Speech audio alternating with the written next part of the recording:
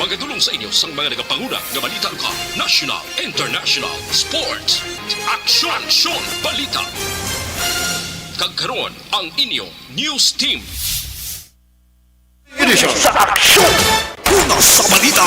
Una sa aksyon!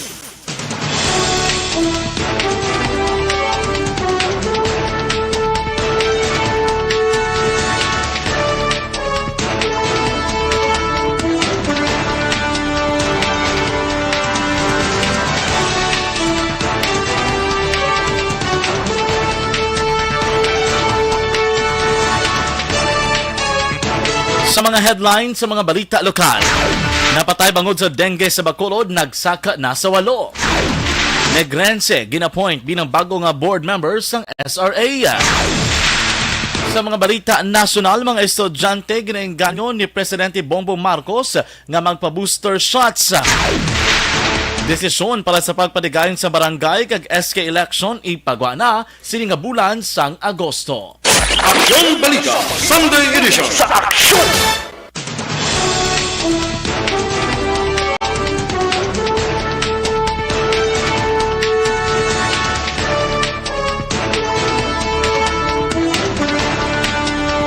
Mayang hapon Luzon, Visayas kag Mindanao.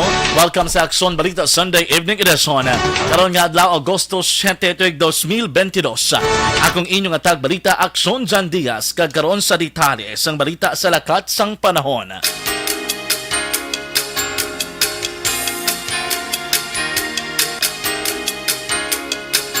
Ang Southwest Monsoon na nag-epekto sa Central Luzon, Southern Luzon, Visayas kag nga porsyon sang Mindanao. Sa pinakauling nga weather forecast ang DOST Pag-asa, naging issue las 4 ang takna subong adlaw. Ginpahayag ang Western Visayas, kalagpin ng Negros Occidental kag sulad sa Bacolod, ang maka-eksperyensya sa magalumon tudto magalumon nga kalangitan nga may lapta-lapta nga pag-ulan kapag panag-uubangod sang Southwest Monsoon o kung localized thunderstorm. Mahina itubtob kasarangan nga huyop sang hangin ang mabatsagan gikan na minha na sidlangan. Padulo naman na aminan asang isla sang Negros. Ang baybayon mangin makanay tubtob mabaskog ang pagbalod. Ang temperatura diri sa Western Visayas ang mabatsagan sa 25 to 30 degrees Celsius. Ang adlaw ginalauman magabutlak tak na 5:37 sang aga kag magatubo naman 6:10 sang gabi. Aksyon Balita Sunday Edition sa aksyon! Aksyon Radio Philippine Standard Time na size 1 na sa detalye sa nagapanguna nga mga balita lokal.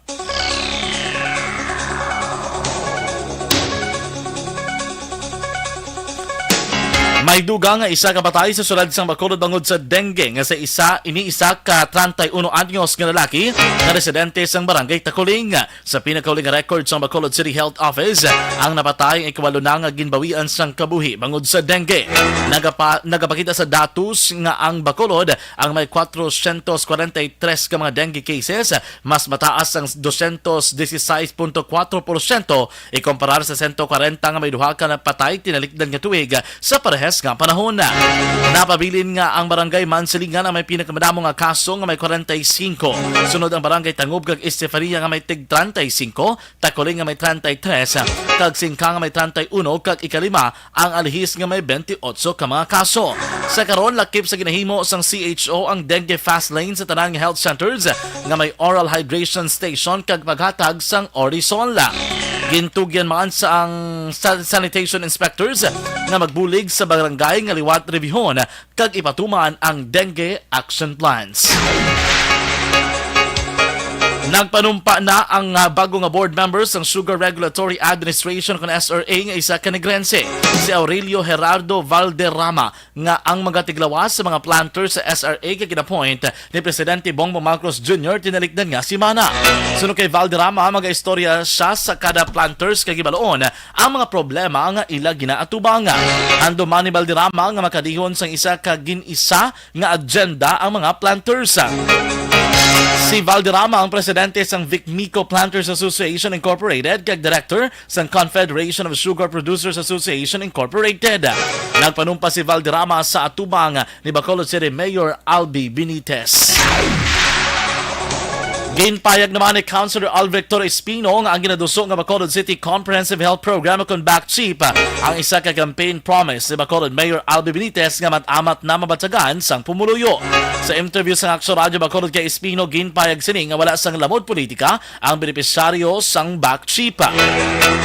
Suno kay Espino, luyag sang alkalde nga maserbihan ang 700 ka Bacolod non sa sining nga programa. Suno pa kay Espino sa ilagin patigayon nga pagsinapol, ginapaabot nga makakuha sang 100 milyones nga starting point nga pondo ang Bacolod nga malakip sa budget sang syudad sa masunod nga tuig. Naibaluan una na nga ginatagan ng otoridad sa sangguniang panglungsod sa Bacolod si Benitez nga makatransaksyon sa mga pribadong ospital angot sa amo nga programa. Ang gusto ni Mayor Albi, wala siyang Bacolod noon nga ma-deny medical care sa ato ng mga hospital, mapribado man o gobyerno man ng hospital. As a matter of fact, isang gunian ng lungsod through the Committee on Laws already authorized the mayor to transact, no? Negotiate. Nabatian si Bacolod City Councilor Al Victor Espino. Gintala na sa Agosto 11 ang pagpresentar sa korporasyon nga nagapangayo sang resolution of no objection o kunrono para sa reclamation project sa Barangay Banago, Sulad sang Bacolod. Sunod kay Councilor Al Victor Espino, ang chair sa Committee on Laws and Ordinances, nakapadigayon na inisang public hearing nagliga niya si Mana kag sa maabot nga Webes magapresentar ang korporasyon sa ilang nga plano. Dugang pan Espino mismo ang mga konsihal ang nagpangabay nga antisihatag ang rono dapat may baluan nila ang reclamation project. Ang korporasyon nga nag-apply sang rono para sa 247 hectares nga reclamation project nga sakop sang Purok Maymulaton kag Purok Sibukaw, Barangay Banago. Ginpayag na Espino si Councilor Vladimir Gonzales ang isa sa mga miyembro sang korporasyon pero wala inisang may nakitaan nga conflict of interest sa tion nga mag-abstain kung talakayon inisang konseho. Madumduman sadto nag-apply man sang rono ang ining korporasyon sa tinilikdan nga konseho pero wala mahatagan. Mapresent pa sila Thursday members of the Sangguniang Panglungsod. Sa session ni or separate? Hindi, separate. O, bali ano na siya tawag? Ang Sangguniang Panglungsod, ang role is executive issue lang ni Rono. But ang mga members, before they do that, lantaon nito brief overview lang kung anong grounds ang Nabatian si Bacolod City Councilor Al Victor Espino. Nadakpa na mag-live-in partner pinaagi sa pagserbis ang search warrant sa paglapas sa lahi nga nagdumili sa pagupod sang illegal nga droga kag illegal nga armas sa gingagin padagayon sa Silay City Police Station kag Station Drug Enforcement Team sa Purok Mangingisda, Barangay Ginhalaran, Syudad sang Silay, las 8:20 sang gabi, Agosto 6. Ginkilala man nadakpa na mo Sanday Aldrin Katipunan alias Iking ang ginagabing nga top 1 priority list sa drug watch list sang PNP kag Emily Lerpido 36 anyos kag lunsay nga residente sa nasambit nga lugar. Na-recover sa posisyon sa mga suspect ang 11 ka sachet sang ginasuspetsuhan subo, isa ka unit sang 38 caliber revolver nga loaded sang 3 ka mga wala naglupok nga bala. Ginabalubanta 15 gramos sa kabugutan sa nakuha nga illegal nga droga sa mga suspect kag nagabaloros ang 102,000 pesos. Yara na sa karon na hunong ang mga nagladakpan sa Silay City Police Station para sa nagakaigo nga disposisyon. Arestado ang top 3 most wanted persons ang Candoni PNP sa pagserbis ang warrant of arrest sa Pajarillo Street, Barangay East, Banwa, sang Candoni, pasado launas sang hapon, Agosto 6. Ang nadakpan naging kilala kay Raymond Campos, 20 anyos, kag residente sang Marang A, Barangay Banga, sa Banwa, sang Candoni. Si Campos ay may warrant of arrest sa kaso ng reckless imprudence resulting to homicide nga ginpapanaog ni Honorable Judge Rodney Magbanwa sa Regional Trial Court 6, Branch 61 sa syudad sang Kabangkalan. May 60,000 pesos nga piyansa nga gintala ng korte para sa temporaryong kaluwayan ni Campos. Si Campos ang napreso karon sa custodial facility sa Candoni Municipal Police Station. Arestado ang 47 anyos ng Iloy sa bypass operation sa Police Station No. 5 sa Purok Kabayanan, Barangay 28, Syudad sang Bacolod. Ang naaresto ang gingklala kay Mitzi Villacuatro, residente sa Gonzaga Lopez Haina, Barangay 28 sa Syudad man sang Bacolod. Sunod kay Police Captain John Christopher Masangkay, ang hepe sa Station No. 5, si Villacuatro ang ginakabing nga street-level individual. Na-recover sa iya ang hanom ka mga sachet ang ginasuspetsuang subo nga ginabalabanta nagabugat sang 5.5 gramos kag may standard drug price nga 37,000 pesos. Si Villacuatro ang nahunong karon sa custodial facility sa Station No. 5 kag natala naman pa sa kaan sang kaso. Aksyon Balita Sunday Edition. Akso Radio Philippine Standard Time na size 8 na batiaan na nagapanguna ang mga balita lokal sa mga balita nasyonal. Mga estudyante ginainganyo ni PBBM nga magpa-booster shots. Desisyon para sa pagpaligayon sa barangay kag SK election ipagwa sining bulan sang Agosto. Ang nagapanguna ang mga balita nasyonal sa pagbalik sa Aksyon Balita Sunday Evening Edition. Para di madaling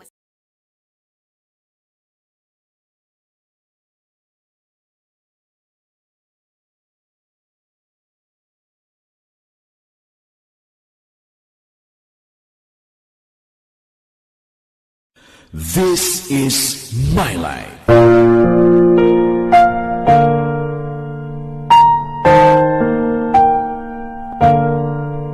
This is my life. Ang tagsa katawo may kaugalingon nga istorya. Ang tagsa katawo may pinasahi nga inagihan sa kabuhi. Ang imo pagpasimpalad, pangabuhi kag kabudlayan, personal man o kung pamilya, hatagan sang kabuhi diri sa This is my life. This is my life. Magahatag sang kalingawan sa kahanginan sa mga mapuslanon nga impormasyon kag kasaysayan. This is my life.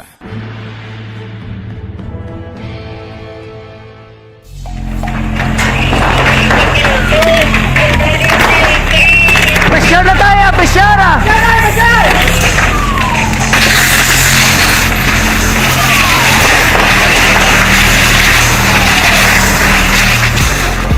Every day is Fire Prevention Day. Gani importante nga maihibalo kita kung paano malikawan ang sunog. Yari ang pila ka mga action tips angot sa fire prevention. Sa tion nga maghalin sa balay, siguraduhon nga naka-unplug ang tanan nga saksakan. Likawan ang octopus connection o kung ang pagsaksak sang madamo nga gamit sa isa ka outlet. Dapat wala man sang overloading sa mga saksakan kag lantawon kung masarangan ang mga appliances nga nakasaksaka. Likawan ang mga substandard nga kagamitan. Hindi pag i-charge ang gadget overnight kaang isang cellphone. Taguon ang mga posporo, lighter, kag iban pa nga flammable materials sa mga kabataan. Ag siguraduhon man nga malayo ini sa kalan. Siguraduhon man nga wala nagalik ang inyong LPG. Sa isa ka business establishment, dapat mayara sang fire extinguisher kag dapat nakahibalo ang tanan sa pag-usar sini. Hibaloon man ang expiration date sang fire extinguisher kag i-refill kung expired na. Magpreparar sang fire exit plan lagi pa diri ang emergency exit o kung ang lugar nga wala sang harang nga pwede guwaan sa tion sang sunog. Dapat nakasave sa inyong mga cellphone ang mga emergency numbers nga pwede tawagan sa tion sang emerhensya. Kung nagakalayo ang imong lawas, himuon ang stop, drop, kag roll. Para malikawan ang sunog, nagakinahanglan ini sang partisipasyon sang publiko. Kung nakahanda kita sa mga kalamidad, dapat preparado man kita sa sunog. Ini sa Action Daily Salazar para sa action tips nga nagapahanumdom nga maghalong sa tanan nga tion.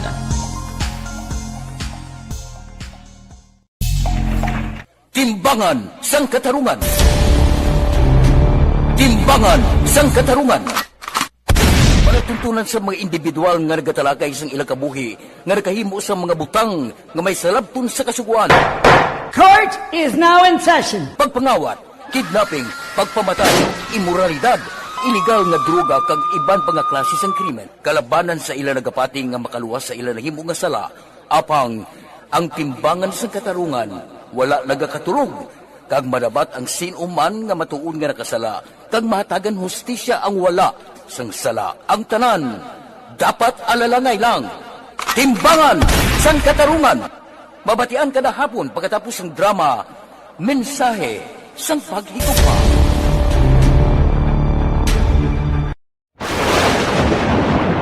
Ang elementary nga evacuation center na concern din baha man. Uy, kasi tinagaman amat kumansaka ang tubig. Actually, ko po Di ba medyo mataas na ang tubig, so ginaulat natin nga pasuwat nga nag-traffic to or nag-traffic dito sa sulod ang Mang continuous rain ang isang good na factor sa pagsaka at sining tubig sa subong.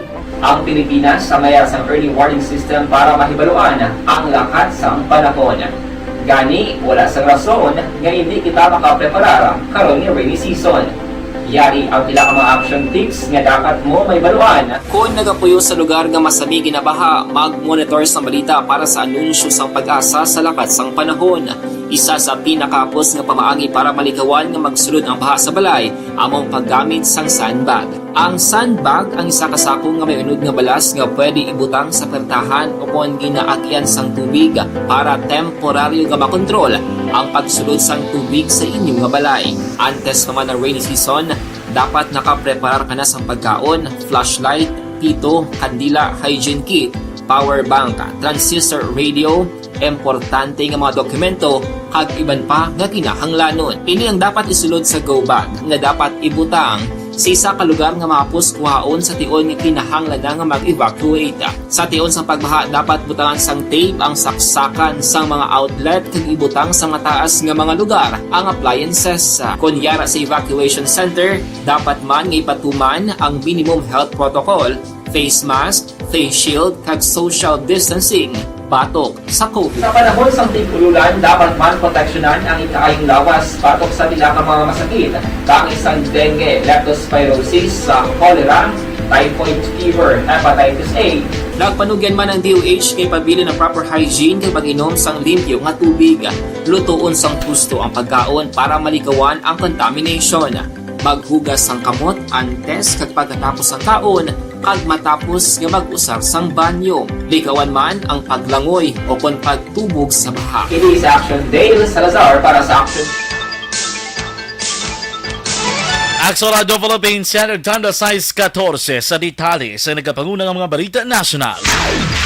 Ginaengganyo ni Presidente Bongbong Marcos Jr. ang mga estudyante nga mag-booster shots kontra COVID-19 magod sa nagahilapit nga pagbalik sang face-to-face classes. Sa weekly vlog ni Marcos, ginpayag sini nga dapat nakapa-booster shot agod sigurado nga preparado ang kalawasan sa mga pamatanon. Suno kay Marcos, kung mangin madidalagon ng face-to-face classes, mangin madidalagon man ang ekonomiya sang pungsod Pilipinas. Sa dato si Marcos, 15.9 milyones ka mga Pinoy na ang nakapa-booster shot, samtang 1.2 milyones pa lamang ang naka-avail sang second booster shot dose. Nagapati si Marcos nga hindi pa ini manami nga numero kung ikumparar sa target nga 100% sang populasyon. Magod man sinig na hingo ni Marcos sa mga local government unit nga dapat mas maging agresibo sa kampanya may angot sa pagbakuna.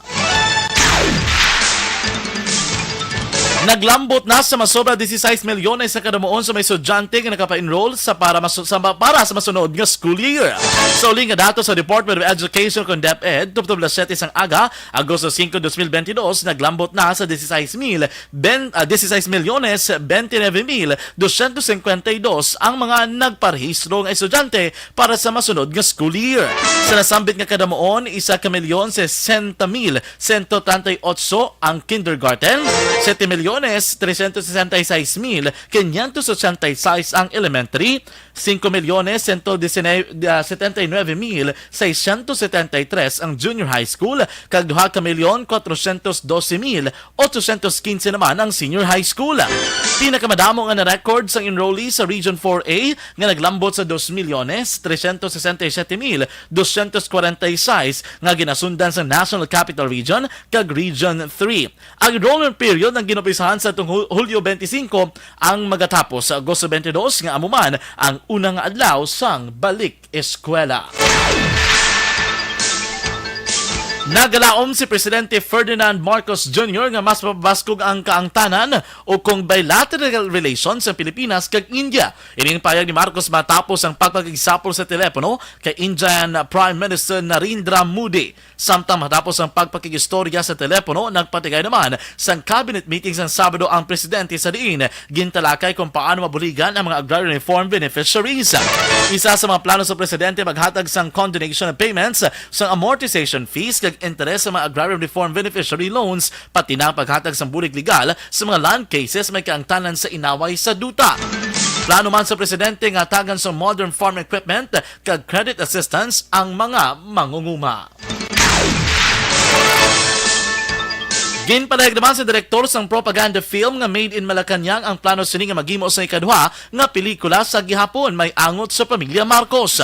Sunod kay Daryl Yap, ang ikadwa nga pelikula naman ang magatalakay sang isyu angot sa akusasyon sang kadam-an nga involbado ang mga Marcoses sa pagpatay kay anay Senador Benigno Ninoy Aquino Jr. sa tuong Agosto 21, 1983. Luyag ni Yap nga ipabalo sa publiko nga hindi ang mga Marcoses ang dapat akusaran sa pagpatay kay Aquino. Dugang paniya pamatian lamang niya ang rason sa mga Marcoses kung nga hindi silang dapat pagbasulon sa kamatayon ni Aquino kag hindi sa kunano ang mga argumento o kon kaundan sa ginpasaka nga kaso sa korte batok sa ila. Ginpayag man ni Yap nga mahimo ini ang nga madayon kung magpasugot ang aktor nga ginahinyo sini nga magkuha sang papel ni Aquino sa pelikula. Naibaluan ang kontrobersyal ang pelikula ni Yap mangod sang ginaligar ka kulang sang research agud magsaysay ang matuod ang nga natabo sa uli nga 72 ka oras ang pamilya Marcos sa Malacanang. Ginpakamanaot man sa mga madre sang Carmelite ang tuyo sang pelikula nga baliskado ng kasaysayan sa Pilipinas sa tion sang Marcelo lamang matinluan ang pangalan sa pamilya Marcos. Dugang pa sa mga madre hindi matuod nga naghampang sa madyong si anay Presidente Cory Aquino sang tiyempo nga yara sa tunga-tunga sang kabudlayan ang pungsod Pilipinas. Gintawag man ni San Carlos Bishop Gerardo Alminaza nga i-boycott ang pelikula kag ginlaragwa ini nga shameless o kon wala sang huya. Nagapanawagan naman ang grupo sa mga mamalidha sa Department of Education nga palawigon pa ang school break agud magatag sang mas malawig nga panahon sa mga manunudlo nga magpreparar sa pagbukas sang klase. Sunod kay Benjo Bosas, ang National Chairman sa Teachers Dignity Coalition, nagaapilar sila sa DepEd nga tagas ang chance ang mga manunudlo nga ma-avail ang duha ka bulan nga bakasyon. Dugang pa ni Bosas, madamo pa sang problema nga kinahanglan sulbaron sa mga manunudlo. Nagpakigsapol na ang grupo sa mga manunudlo kay Vice President Sara Duterte. Kagsunod kay Brosas, nagginpanindugan ni Duterte nga hindi pwede ang duha ka bulan nga break kag wala sang layi nga nagahatag sini sa mga manunudlo. Panindugan naman sa grupo ni Bosas kung ipatuman ang amo nga pulisya sa DepEd, mahimo ini nga mapatuman man sa masunod pa nga mga tinuig kag mangin makaluluoy lamang ang mga manunudlo sa mapigos nga pagdumala. Naibaluan ginpalayag man sa DepEd nga sa Agosto 22 na magabukas ang klase para sa masunod nga school year. Ginalauman sa Commission on Elections ng COMELEC nga ipagwa na sa Kongreso sa katapusan sa Agosto ang ila desisyon may angot sa barangay kag sangguniang kabataang elections. Pagpayag ni COMELEC Chairperson George Garcia, duwa lamang ka desisyon na ginaulat sa komisyon. Inako ni postpone o kung padayunon ang piniliay sa barangay kag SK sa maabot nga bulan sa Disyembre 2022. Sa piyak sini nagalaom ang naman si Garcia nga madayon ang piniliay sa Disyembre bagod ini ang kalakip sa demokrasya sang Pilipinas. Dugang pa ni Garcia, ang eleksyon man ang pamaagi agud islan ang mga korap, wala pulos kag wala nagaserbisyo ng mga opisyal sang barangay. Ginpayag man ni Garcia ang eleksyon man ang talaksan kung dapat bala ipabilin ang isa ka leader sang komunidad. Ginkompirma man sang COMELEC nga nagsugod ng preparasyon para sa barangay kag SK elections. Aksyon Balita Sunday Edition sa Aksyon!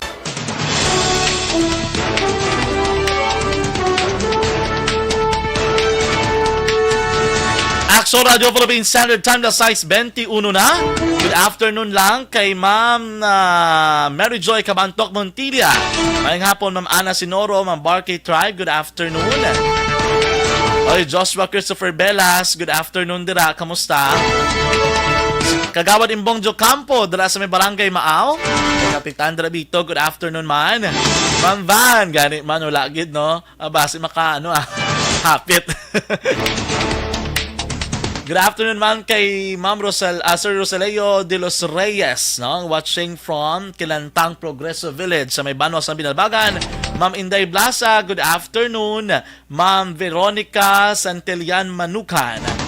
Ma'am Nemesha Roques, good afternoon as well. Thank you for monitoring. At inyo na ba tiyan kabugusan nga pagpangalagad sa Aksyon Balita Sunday Evening Edition. Domingo kita nga adlaw, Agosto 7, 2022.